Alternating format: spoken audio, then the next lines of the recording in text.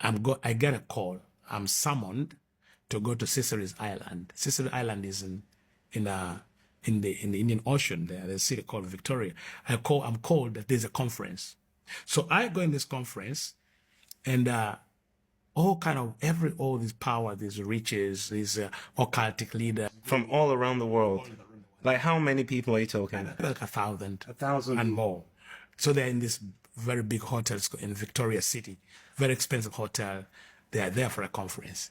And then they tell me, one of the reason of this conference is about your country. I said, why? And they say, it's in the year 1999 and we have to be in charge of all the highways. But there's a highway, the highway of the Nile, from Uganda to Egypt, through Syria to Israel. That's the highway in the book of Isaiah. That highway, that Isaiah 19 highway, we are not in charge. We have failed to take it.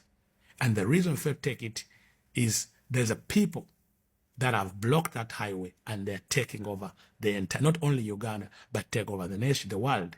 I say, people? Say, yes. Which people? They say, the people in your country. I say, it is impossible.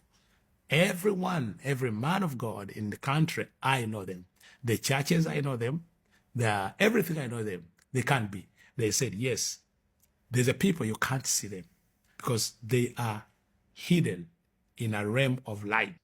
Oh, so that's why even you in the territory could not see. I could not see. You could not perceive their activity. The activities. But now those higher enough in the powers could see the effect of this group. So they tell me they say, there's a people. I say, which people?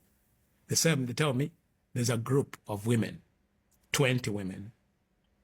20 women and one pastor. And one pastor, a young man, a pastor, and 20 illiterate women who have taken over the territory. Okay, now just pause a sec. For those of you listening, when I heard his testimony in 97, this is the part, including the part about John Malindi, this is the part that arrested me. So you want to listen carefully, especially those of you who are Christians, who want to grow in the spirit, want to grow in prayer. Listen carefully to what he's about to share here. This is powerful. So there were 20 women and one pastor. So I am in this conference. And Sicily's. The who is who in the world is there. The important guys, the riches, and they're telling me about a group in my country which I do not know. And I could see in this conference, we had small meetings, the confusion, the terror, the fear. I never seen this. When we're in the occult, you show this kind of confidence, you're in charge. But in this meeting, men and women didn't know what to do. So they're telling me there's a group. 20 women and a man. Then when they say that, listen, what happened? Maybe people may not understand this. Then I am made